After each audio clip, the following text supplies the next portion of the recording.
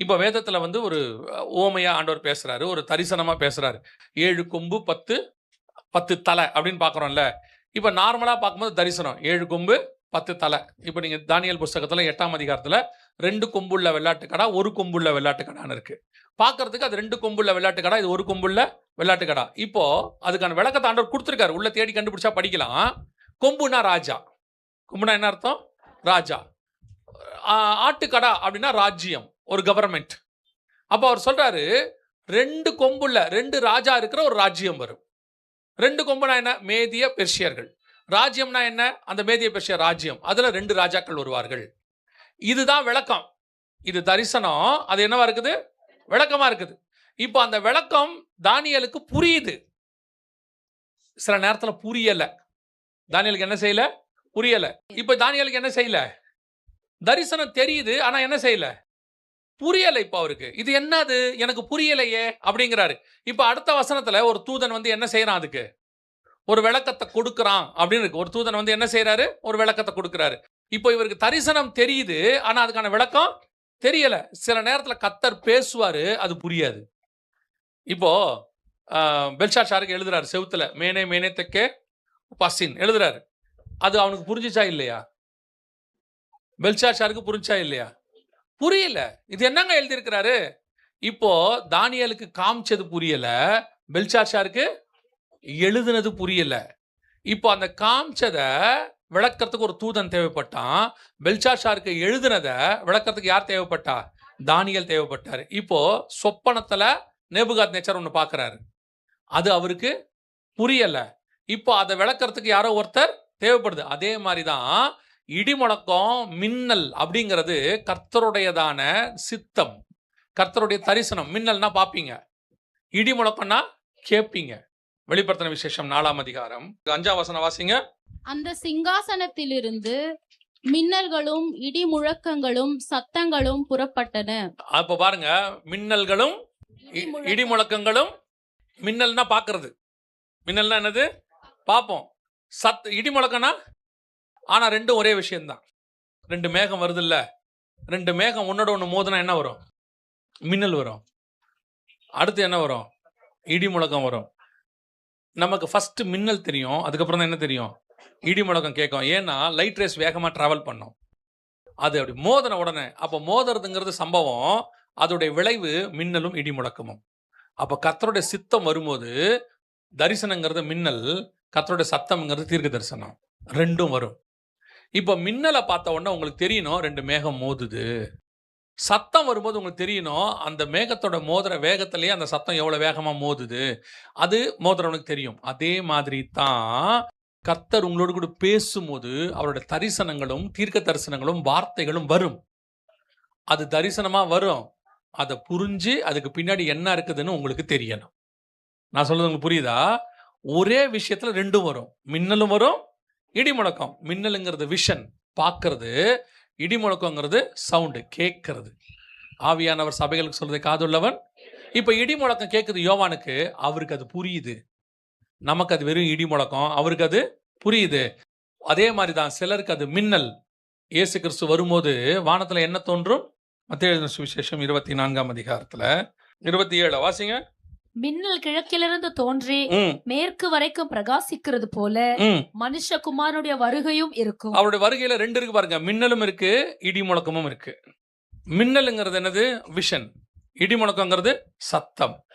இதைத்தான் சொல்றேன், அந்த சிங்காசனத்திலிருந்து மின்னல்களும் இடி முழக்கங்களும். அப்ப அந்த மின்னலுக்கு பின்னாடி என்ன இருக்கிற அந்த சத்தியம் என்ன?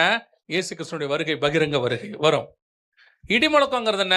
கர்த்தருடையதான சத்தம், அதோடு கூட துணிக்க போறது. இந்த மாதிரி ஒவ்வொன்றுத்துக்கு பின்னாடி என்ன இருக்குது? கர்த்தருடையதான அர்த்தம், சித்தம், திட்டம், தரிசனம் எல்லாம் இருக்கு. இதை தெரிஞ்சு கொள்ளுகிற இடத்துக்கு நீங்க வரீங்க பாத்தீங்களா? கேக்குது பாத்தீங்களா? அதுக்கு பேர் தான் கேட்கிற காது. அதான் ஆவிக்குரிய காது கேக்குதுன்னு அர்த்தம். பல நேரத்துல நாம என்ன நினைச்சிட்டு இருக்கிறோம்? ஆவிக்குரிய காது கேக்குதுன்னா ஃபர்ஸ்ட் கேட்காத காது இருக்குது சர்ச்சுக்குள்ள. 2வது கேட்டாலும் செய்யாத காது இருக்குது. 3வது தேவ சித்தத்தை அறிந்து கொள்ளுகிற காது இருக்குது. ஆவியானவர் பேசுறாரு, கேட்கிறோம், தேவ சித்தம் தெரியுது. இதோட கூட சர்ச்சு என்ன ஆயிடுது? ஒரு சாட்டிஸ்ஃபேக்ஷன், திருப்தியான இடத்துக்கு வந்துடுது. ஆமா, கர்த்தர் எங்களோட கூட பேசுறாரு, ஆண்டவர் சில காரியங்கள் எங்களுக்கு சொல்லி கொடுத்தாரு, எங்களுக்கு கேட்டுச்சு, ஆண்டவர் இன்னைக்கு என் கூட பேசினாரு, நல்லது. இல்லைன்னு சொல்லல. இதை தாண்டி உங்கள் காதுகள் இன்னும் கொஞ்சம் காரியங்களை கேட்க வேண்டி இருக்கு. எதை கேட்கணும் தெரியுமா? வானத்தில் இருக்கிற கர்த்தருடைய சத்தத்தை கேட்கணும். உங்க வாழ்க்கையில கர்த்தர் உங்களுக்குன்னு வெளிப்படுத்திருக்கிற காரியத்தை கேட்கணும். மின்னல் தோன்றும் பார்க்கணும், தரிசனத்தை பார்க்கணும். அப்படியே ஆவிக்குரிய வாழ்க்கையில வளர்ந்துட்டு போயிட்டே இருக்கணும். நீங்க சும்மா இந்த கீழேயே உட்காந்துட்டு உழண்டுகிட்டே இருந்தீங்க. அப்படியே சிலர்லாம் பார்த்தீங்கன்னா ஞாயிற்றுக்கிழமை வந்துட்டு போனதோட அவங்க ஆவிக்குரிய கடமை முடிஞ்சிருச்சுன்ற ஒரு திருப்திக்கு வராங்க.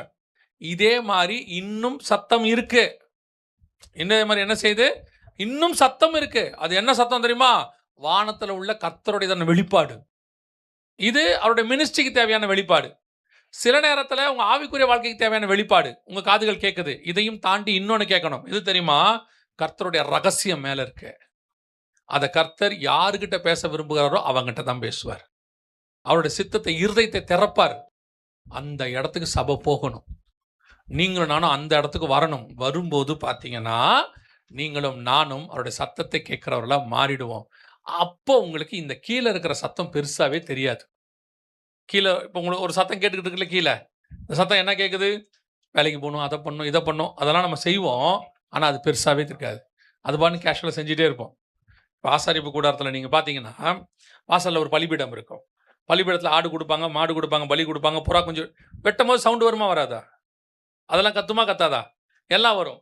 இப்போ அந்த இடத்துலேருந்து ஆசாரியன் கொஞ்சம் உள்ளே போயிட்டான், பரிசுத்த ஸ்தலத்துக்குள்ளே போயிட்டான்னா இப்போ என்ன ஆகும்னா இந்த சவுண்டு கொஞ்சம் குறையும். இந்த சவுண்டு என்ன செய்யும்? குறையும். ஏன்னா இப்போ அவன் உள்ளுக்குள்ளே எங்கே இருக்கிறாரு? பரிசுத்த ஸ்தலத்துக்குள்ளே இருக்கிறாரு. இப்போ இன்னும் தாண்டி மகா பரிசுத்த ஸ்தலத்துக்குள்ளே போயிட்டாருன்னா இந்த சவுண்டு என்ன செய்யாது? கேட்காது. அதே மாதிரி தான். ஆனால் இப்போ பலி கொடுக்கலன்னு அர்த்தமா? அங்கே வேலை நடந்து தான் இருக்குது. அந்த வேலை என்ன செய்யுது? தானா நடக்குது. ஆனால் நீங்களும் நானும் அந்த சத்தத்தை அல்ல, மகா பரிசுத்த ஸ்தலத்துக்குள் கர்த்தருடைய சத்தத்தை கேட்க போயிட்டோம். அதனால நான் போயிட்டேன், இங்கே வேலை நடக்காதா? நடக்கும். மோசே ஜனங்களோட உட்காந்து சத்தத்தை கேட்டுக்கிட்டே இருக்கிறாரு. காலையிலேருந்து சாயங்காலம் வரைக்கும் என்ன பண்ணுறாரு? சால்வ் பண்ணிக்கிட்டே இருக்கார் பிரச்சனையை. எத்திரோ வராரு. நான் நினைக்கிறேன் எத்திரோவை கர்த்தர் தான் அனுப்பி விட்டுருக்காரு. அவங்க மாமனார் அவர் வராரு. என்ன பண்ணிட்டு இருக்கிற? இப்படிலாம் பண்ணால் என்ன ஆகும்? நீ போ, முதல்ல ஆளை ஃபிக்ஸ் பண்ணு, நீ ரெடி ஆகு அப்படின்றாரு. இப்போ போய் பாருங்க, இதுக்கு ஆள் ஃபிக்ஸ் பண்ணி விட்டாரு. இவர் 40 நாள் எங்கே போயிட்டாரு? மலைக்கு மேலே போயிட்டாரு. இவர் மலைக்கு மேலே போயிட்டாரு. சரியா? இவர் மலைக்கு மேலே போயிட்டாரு. இவர் இப்போ வந்துட்டு மலைக்கு மேலே போன பிறகு கீழே வேலை நடந்திருக்குமா நடக்காதா? நடக்குமா நடக்காதா? நடக்கதான் செய்யும். ஏன்னா கீழே வேலையும் கர்த்தர் பார்த்துக்கொள்வார். அப்போ மோசே வந்து ஜனங்களுக்கு போதிக்க வேண்டியது ஒன்று இருக்கு, அதுக்கு தேவனுடைய சத்தத்தை கேட்க வேண்டியதுன்னு இருக்கு. பல நேரத்தில் நாம என்ன நினைச்சோம் தெரியுமா? கர்த்தரோட நம்ம ரொம்ப போனோம்னா இங்கே யார் பார்க்கறது? ஜெபம் வேத வாசிப்புன்னு இருந்தோம்னா குடும்பத்தை யார் பார்க்கறது? நான் சொல்றேன், நீங்க பார்க்க வேண்டிய வேலையை பாருங்க. தேவனுக்கு கொடுக்க வேண்டிய நேரத்தை தேவனுக்கு கொடுங்க. கர்த்தர்கிட்ட கான்சன்ட்ரேட் பண்ணுங்க. எவ்வளோக்கு எவ்வளோ தேவ சமூகத்தில் காத்துருங்க. இதையெல்லாம் தானா கர்த்தர் நடத்துவார். கர்த்தர் செய்வார், நடக்கும். சில நேரத்தில் நம்ம என்ன செய்வோம் தெரியுமா? அங்கே போனால் என்ன ஆகும், ஏதாகும் அப்படின்னு யோசிச்சுட்டே இருப்போம். அது கர்த்தருடைய சத்தத்தை கேட்க விடாமல் தடுத்துக்கிட்டே இருக்கோம். நீங்கள் அந்த இடத்துக்கு போயிடுங்க, கர்த்தர் சத்தமும் கேட்கும். இதையும் கர்த்தர் நடத்த வல்லமை உள்ளவராய் இருக்கிறார். பல நேரங்களிலே நாம் தான் கர்த்தருடைய சத்தத்தை கேட்பதற்கு தடையாக இருக்கிறோம். பழியை தூக்கி போட்டுக்கிட்டே இருப்போம். வேலை வேலை வேலைங்க, வீட்டில் வேலை, அந்த வேலை, இதெல்லாம் கேட்க நல்லா இருக்கு. நீங்கள் முடிவு எடுங்க, உங்களுக்கு எல்லாத்தையும் அமைச்சு கொடுக்க கர்த்தர் போதுமானவராக இருப்பார். சிலர் முடிவெடுக்க மாட்டாங்க, அமைச்சு கொடுக்கட்டும் அதுக்கப்புறம் முடிவெடுக்கிறேன்பாங்க. ஆண்டவர் சொல்வார், நீ முதல்ல கானானுக்கு போ, அப்புறம் தான் நான் ஈசாக்க கொடுப்பேன்பாரு. இவன் சொல்லுவான், நீ ஈசாக்க கொடுங்க, அப்புறமா கானானுக்கு போகிறேன். அப்புறம் அடையாளத்தை வேற கேட்பான், ஆண்டவரே நீர் எனக்கு ஈசாக்கை கொடுப்பீரானால் நான் கானானுக்குள் போவேன். ஆண்டவர் சொல்வார், ஒரு நாளும் தரமாட்டேன், ஒரு நாளும் வராது, நீ மரியாதையே கானானுக்கு போ. ஆபிரகாம் ஏன் கர்த்தர் அவளை தூக்கி வச்சு கொண்டாடுறாருன்னா ஒரு அடையாளத்தை கேட்க மாட்டான். அவன் புறப்பட்டு போயிட்டே இருப்பான். போனா போவான், வானா வந்துடுவான், போயிடுவான். அதுதான் அந்த ஆசீர்வாதம். நீங்கள் கர்த்தருடைய சத்தத்தை கேட்கிறவர்களாய் மாறணும்னா ஜஸ்ட் கொஞ்சம் ஆண்டவர் சமூகத்தில் போய் உட்காருங்க. அவர் என்ன சொல்றாருன்னு கேளுங்க, இம்பார்ட்டன்ஸ் கொடுங்க. இங்கே எல்லாம் தானாய் நடக்கும். கைவிடுகிற தேவனே அல்ல. அவர் நடத்துவார். அவருக்கு தெரியும். அந்த சராசரத்தை நடத்துறாரு. ஒரு குடும்பத்தை நடத்த மாட்டாரா? 1000 நட்சத்திரம் கரெக்டாக சுற்றி வந்துகிட்டு இருக்கு. அது ட்ராக்ல சூரியன் சந்திரன்லாம் சுத்துது. உங்க குடும்பம் சுத்தாது. இவர் என்னமோ அந்த 2 பிள்ளைய வளர்க்கறதா அப்படியே அலெக்சாண்டர் யுத்தத்துக்கு போற மாதிரி. அவர்கிட்ட வர 1000 அடையாளம் கிதியோன மாதிரி காக்குறது. பனி பெய்யணும், பனி பெய்யக்கூடாது. அந்த மாதிரி இந்த பிள்ளைகளை நடத்துவதுக்கு ஆண்டவர் இடத்துல ஓப்பா போய் தேவ சமூகத்தில் உட்கார். ஆண்டவர் சத்தத்தை கேட்க ஆரம்பி. இதை ஆண்டவர் உனக்கு நடத்தி கொடுப்பார். நீ இதை பார்த்துக்கிட்டே இருந்து, நீ இதை பற்றி யோசிச்சுக்கிட்டே இருந்தினா இது நடக்கவே நடக்காது உனக்கு கடைசி வரைக்கும். அல்லேலூயா. நான் மூணாவது இன்னும் கொஞ்சம் மேலே போய் கர்த்தருடைய சத்தத்தை கேட்கிறவர்களாய் மாறணும்.